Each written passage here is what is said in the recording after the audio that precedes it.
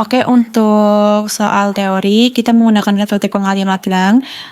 Tipe soalnya ini C4. Untuk soalnya sendiri, buktikan pengalihan Lagrange dalam kasus di mana kita ingin menentukan nilai ekstrim dari f(x,y,z) yang tergantung pada dua syarat pembatas, g(x,y,z) sama dengan 0 dan h(x,y,z) sama dengan 0. Untuk pendahuluannya, metode pengalihan Lagrange adalah metode untuk mendapatkan nilai-nilai maksimum atau minimum relatif dari sebuah fungsi f(x,y,z) tergantung pada syarat pembatas.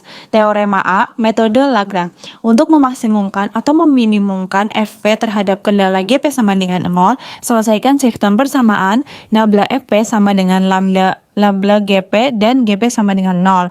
Untuk suatu P dan lambda, tiap titik P yang demikian adalah suatu titik kritis untuk masalah nilai ekstrim terkendala, dan lambda yang berpadanan disebut pengalihan Lagrange. Metode tersebut dapat digeneralisasi untuk kasus yang memiliki lebih dari satu kendala. Untuk menjawab pertanyaan di atas, kita perlu ditunjukkan bahwa suatu fungsi f(x,y,z) memiliki nilai ekstrim pada suatu titik yang memenuhi kedua kendala jika dan hanya jika titik tersebut memenuhi persamaan pengalihan Lagrange. Selanjutnya, untuk pembahasan A ke B, asumsikan x-aksen, y aksen, z aksen merupakan titik ekstrim dari f x y z yang memenuhi kedua kendala g x y z sama dengan 0 dan h x y z sama dengan 0. Berdasarkan teorema A, dapat dibentuk persamaan pengalihan Lagrange, artinya terdapat pengalihan Lagrange lambda dan mu sedemikian sehingga 1 nabla f x y z sama dengan lambda nabla g x y z ditambah mu nabla h x y z. Kedua, g x y z sama dengan 0. Ketiga, h x y z sama dengan 0.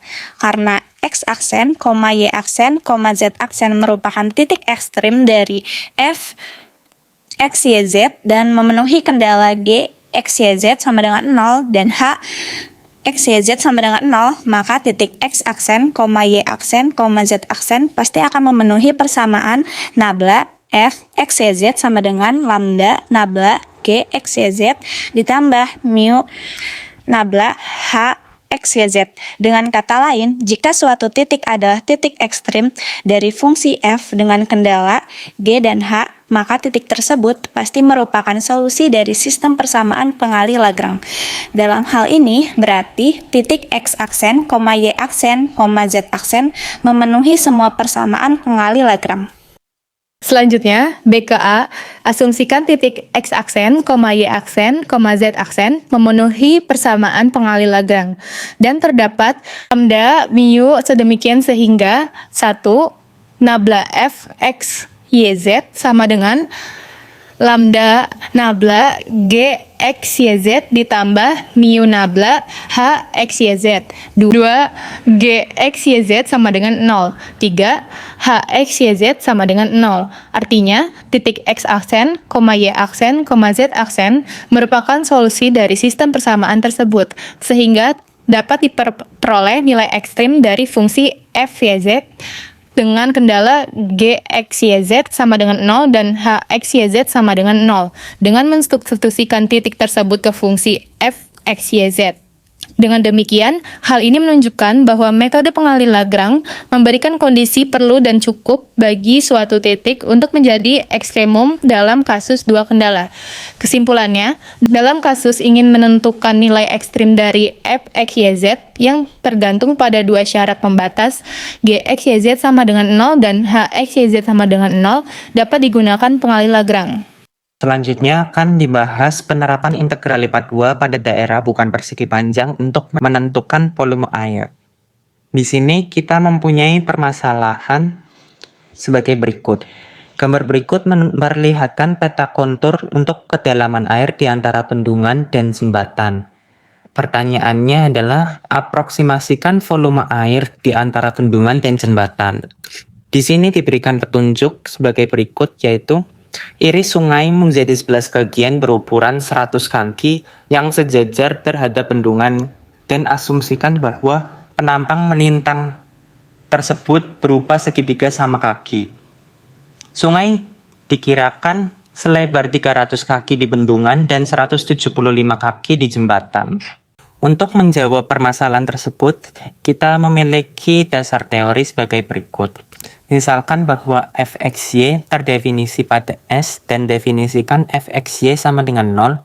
Pada bagian R yang di luar S, kita katakan bahwa f dapat diintegrasikan pada S jika f dapat diintegrasikan pada R, dan tuliskan integral lipat 2 pada S oleh fxy dA sama dengan integral lipat 2 pada R oleh fxy dA. Kita nyatakan bahwa integral lipat 2 pada himpunan S yang umum adalah linear, aditif atau dapat ditambahkan pada himpunan yang bersekutu hanya pada kurva-kurva mulus dan memenuhi sifat pembanding. Dalam menjawab permasalahan di samping akan digunakan sifat aditif integral lipat 2. Baik, kita lanjutkan babak pembahasan. Diketahui lebar sungai di bendungan 300 kaki dan di jembatan 175 kaki. Kita dapat asumsikan perubahan linear di antara kedua titik ini, yaitu Wx sama dengan negatif 125 per 1100 X ditambah 300, di mana X lebih besar dari sama dengan 0 dan kurang dari sama dengan 1100 dengan X-nya bilangan bulat. Karena sungai dibagi menjadi 11 bagian dengan panjang per bagian 100 kaki dan penampang melintang dianggap segitiga sama kaki, maka dapat kita tuliskan volume sungai V sama dengan integral lipat 2 pada himpunan S oleh FYZ dA sama dengan integral lipat 2 pada himpunan S1 oleh FYZ dA ditambah integral lipat 2 pada himpunan S2 FYZ dA, dan seterusnya hingga integral lipat 2 pada himpunan S11 FYZ dA. Nah, di sini pasti teman-teman bertanya-tanya, dari mana munculnya fungsi Wx sama dengan negatif 125 per 1100 X ditambah 300. Jadi tadi kan udah diketahui ya, bahwa lebar sungai di bendungan itu 300 kaki dan di jembatan itu 175 kaki. Lalu kita ingin mengasumsikan sebuah perubahan linear di antara kedua titik ini. Artinya, kita ingin membentuk suatu fungsi linear. Fungsi linear ini adalah fungsi lebar sungai. Jadi fungsi perubahan lebar sungai dari bendungan ke jembatan.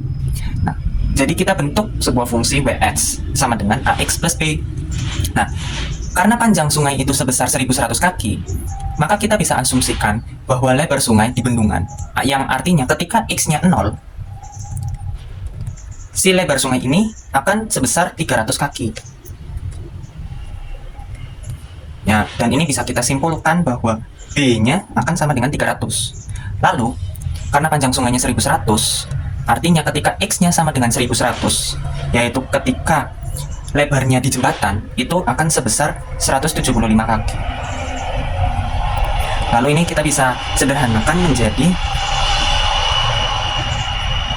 nah karena B-nya tadi sudah diketahui 300, jadi kita bisa tuliskan A dikali 1100 ditambah 300.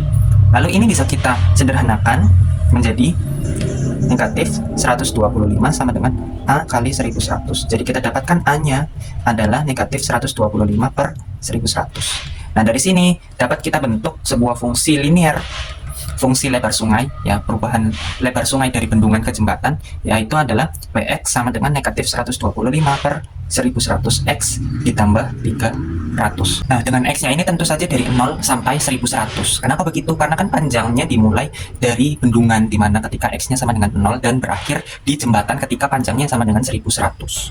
Kemudian di bagian petunjuk kita ketahui bahwa sungai tersebut dapat kita iris menjadi 11 bagian berukuran per bagiannya itu 100 kaki panjangnya. Dan kita asumsikan bahwa penampang lintangnya itu berbentuk segitiga sama kaki.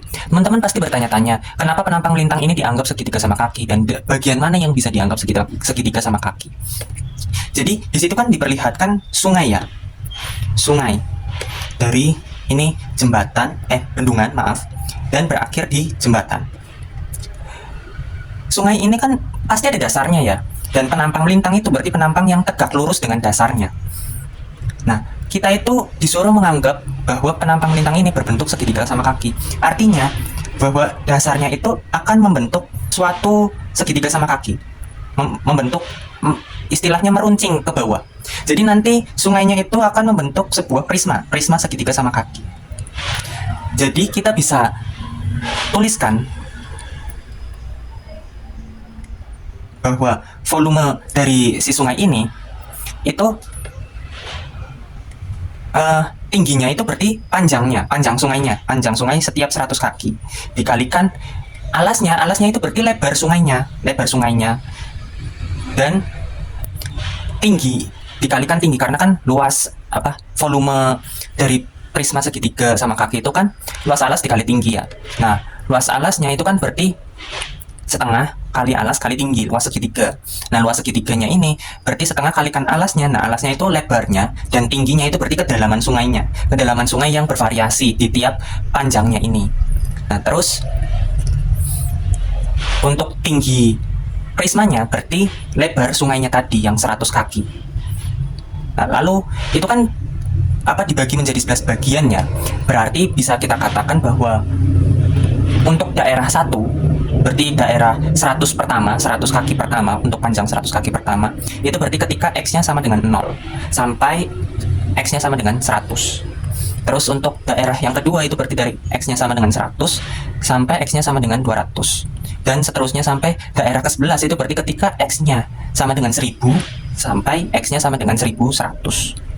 Nah, untuk perubahan variasi kedalaman kita ambil untuk ketika X-nya itu di 0 dan X-nya di 100 itu berarti kedalamannya 40 kaki. Dan ketika X-nya di 200 sampai ketika di X-nya itu 300 berarti kedalamannya 30 kaki, dan ketika X-nya di 400 dan 500 itu kedalamannya 10 kaki, dan sisanya ketika X-nya di 600 sampai X-nya 1000 itu kedalamannya 20 kaki. Kenapa tidak sampai X-nya 1100? Karena kalau X-nya 1100 itu kan dia sudah panjang terakhir, maksudnya udah di pojoknya. Kita nggak menghitung volume air setelah panjangnya itu 1100. Jadi kita jelas. Jadi cukup jelas bahwa ketika X-nya itu 1100 itu kita tidak menghitung lagi volumenya. Jadi cuma sampai ketika X-nya sama dengan 1000. Oke, untuk luas segitiga sama kaki dapat kita tuliskan dengan rumus AS sama dengan 1/2 WX dikali T, atau sama dengan 1/2 dikali dengan negatif 125/1100X ditambah 300T. Nah, dengan T adalah kedalaman sungai yang bervariasi. Kemudian FYZ sama dengan 100 sebagai panjang sungai per bagian. Jadi diperoleh V sama dengan 100 AS1 ditambah 100 AS2 sampai dengan 100 AS11. Nah, di sini untuk mendapatkan AS1 kita gunakan rumus AS. Nah, untuk X sama dengan 0 dan X sama dengan 100 kita gunakan T-nya itu sama dengan 40. Untuk X200 dan X300 kita gunakan T-nya itu 30. Untuk X400 dan 500 kita gunakan T-nya itu 10. Untuk X600, X700, X800, X900, X1000 kita gunakan T-nya itu sama dengan 20. Jadi V-nya itu sama dengan 500.000 ditambah 577.278/11 ditambah 415.909 1/11 ditambah 398.863 7/11 ditambah 127.272 8/11 ditambah 121.590 10/11 ditambah 231.812 2/11 ditambah 220 454 6/11 ditambah 209 090 10/11 ditambah 197 727 3/11 ditambah 186 363 7/11, yaitu sama dengan 3.286.393 7/11 atau sama dengan 3.286.393,63 kaki kubik. Sekian video dari kami. Thanks for watching. Bye.